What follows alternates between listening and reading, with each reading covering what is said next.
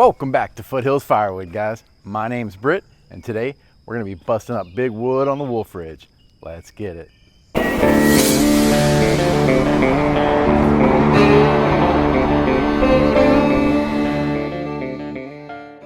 All right, gang, welcome back to the channel, and thank you guys for being here. In today's video, we are going to talk about how I process and break down large wood. I do get quite a bit of that, and this is a struggle that a lot of you guys may be dealing with. If you get tree service wood, depending on where you get it and who you deal with, it's very common for tree services to chip good firewood. They love to chip wood up to 14, 16, 18, and 20 inches, depending on what kind of chipper they run, what kind of outfit they have. So that's all your firewood just straight into the mulcher. In addition to that, when they get big logs, like, 14, 16, 18, 20, 22-inch logs diameter-wise, they often like to try to get those to the mill. They get a little money for those. So really, what are you left with? You're left with these massive stumps, these huge logs that the mill won't take.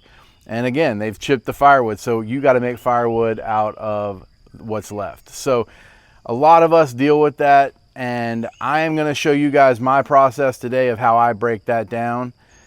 This wood actually came from my brother's. It's too big for a mill. None of the mills around here are going to take wood that's 33, 35, 37 inches.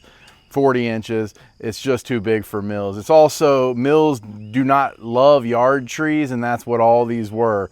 And I can see why, because one of them cooked my chain. I'll show you guys the metal that I ripped through on one of these. Nevertheless, I want to show you how I do it. I want to show you how I do it safely. A lot of people have seen my shorts, and I do split a lot of big wood. They ask me, why don't I noodle it? In this video, I'm going to try to go over those things. A couple tips that I have, and I don't think this is specific to the Wolferidge. I think these are pretty much golden rules that you can always use in any wood yard when messing with big wood. Tip number one, and most importantly, don't try to be a hero. If you see that wood heading a direction that you do not prefer it going, you're going to have to let it go. If you are using a single knife, some of these rounds that aren't even 36, 38 inches, they're almost 600 pounds. I cut these 16 inches, and I've weighed these time and again, and I may do it in this video as well. 550, 575, 600 pounds. When you split that in half, 300 pounds, I don't care how tough you are. When that thing wants to go a certain way, it's going to go a certain way. So don't try to be a hero. Let it fall where it falls. If it's smaller, of course, and you can guide it a certain direction, great. But don't ever try to get under it and push it. You will not impose your will on a 600-pound log.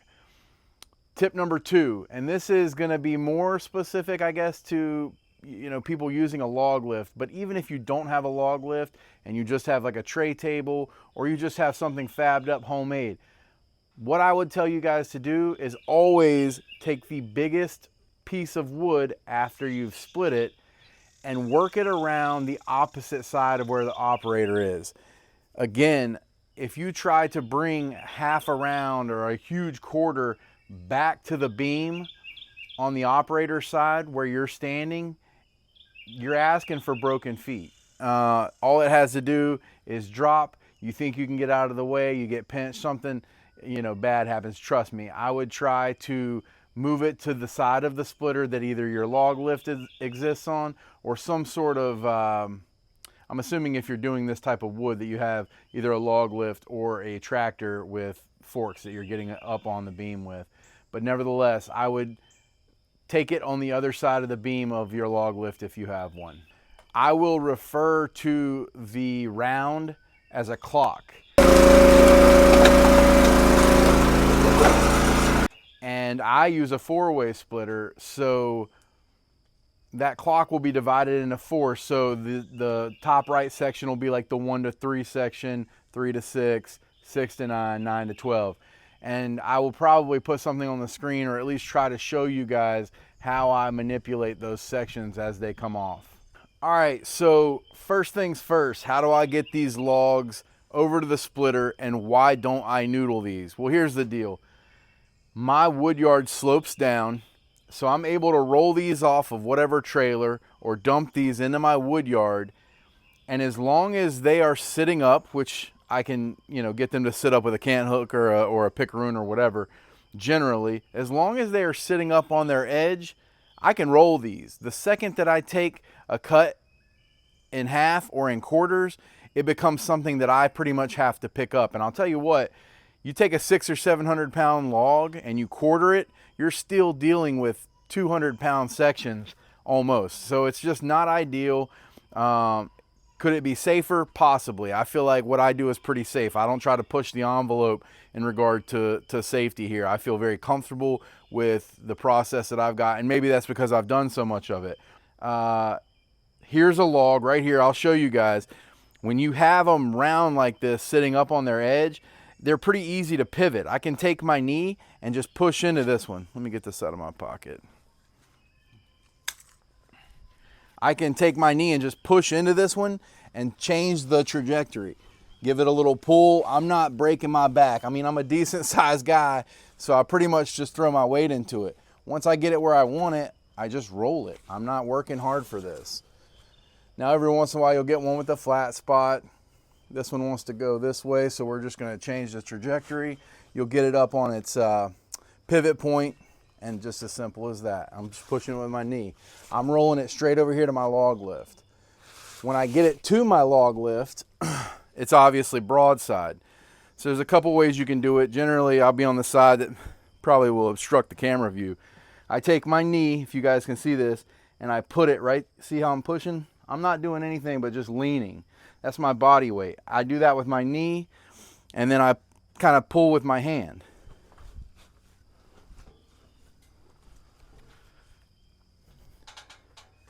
From that point, I like to have the splitter on, because once I roll it up onto the log lift, I give the handle a couple taps just to lift it up and cradle it so it doesn't want to roll back off. So let me crank the splitter up.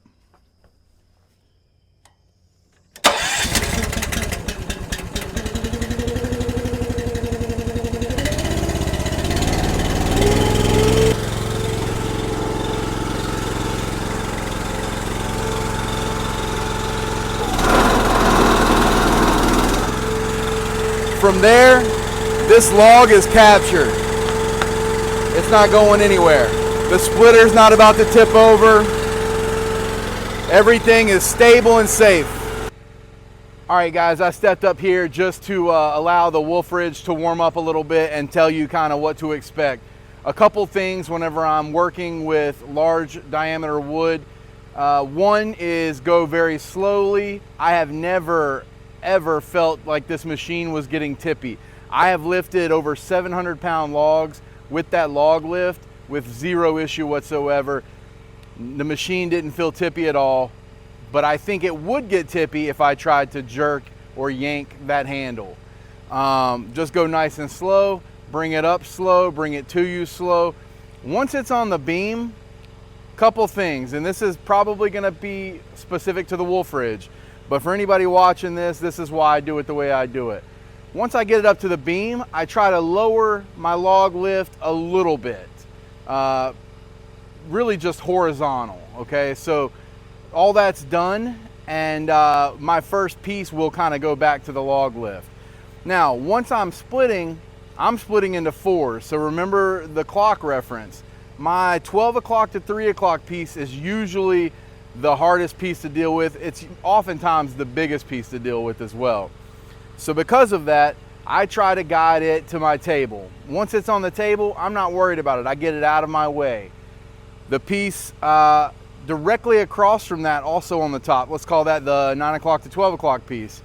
I push it straight back onto the log lift. I'm done with it. I'm not worried about it. That one's out of my hair. All I have left are the two chunks underneath the wings. So your 3 o'clock to 6 o'clock piece, I throw it back on the log lift with the other piece, and then my 6 o'clock to 9 o'clock piece goes back on the beam. I split all three of the pieces that are on the beam and the log lift while that big chunk stays on the edge of the table. Once my log lift is clear, I will then move that big chunk back to the log lift on the log lift side. It's as simple as pushing it. I'm not trying to have a hernia here. I know it looks like I'm working hard, or it looks like somebody busting big wood like this would be working hard. I'm using mechanics here. It's not as difficult as many people think. Let's check it out. All right, nice and slow.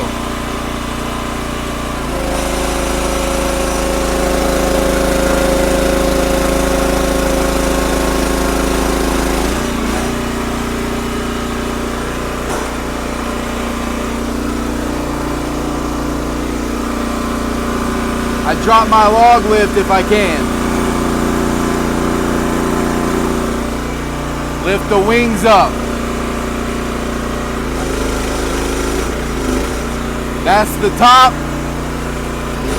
Come down a bit.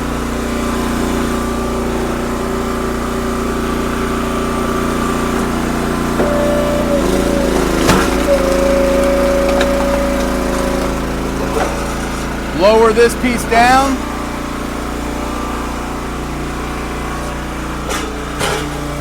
That goes back to the log lift. That's why the log lift needed to be down a ways.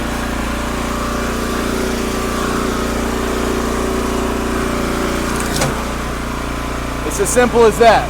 These two pieces are left. Lift your wings up a little bit. This one releases. This one can come out. Goes back to the log lift. This one's lift, and it goes back to the beam. This one stays. Don't try to fight it.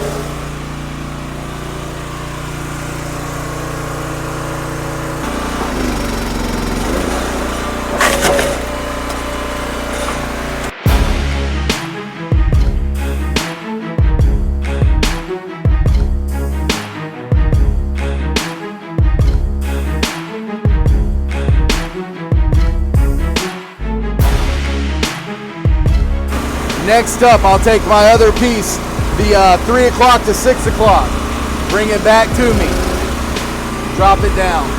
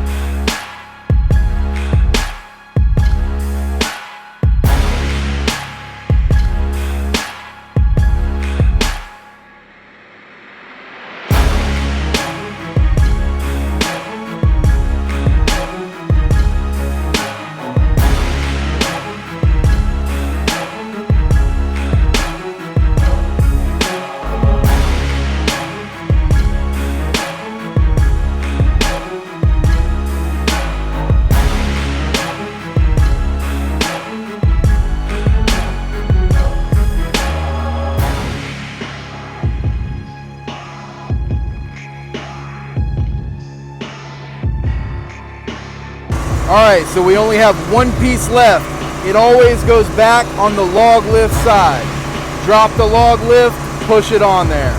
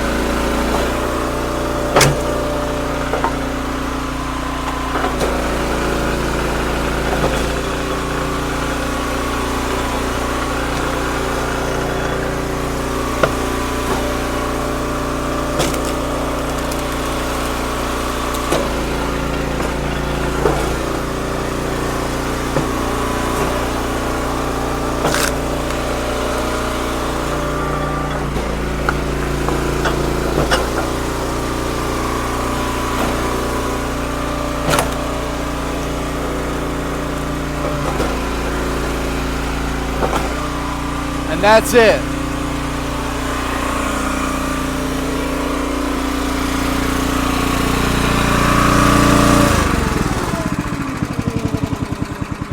All right, let's get this last chunk loaded into the tote.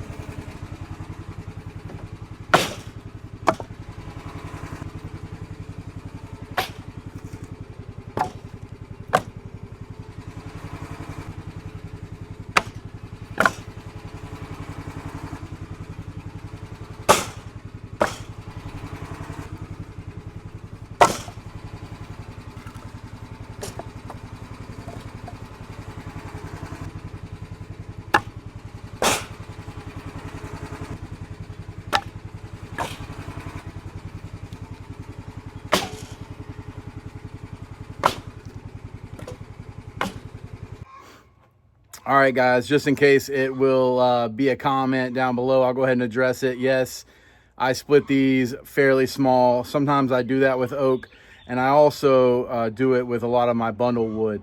I heat with wood. I split my heating wood a lot larger than that, but my average customer is back porch, solo stove, you know, maybe in the fireplace, and all this is oak. So some of the stuff that burns up a little faster, I will split a lot larger. It'll usually dry a lot faster as well. But stuff like oak that dries really slow but also does burn really hot, I will split down smaller. So that's what you saw me doing there. The whole thing probably took me 15-20 minutes because I was filming and trying to explain to you guys the things that help me or how I do it.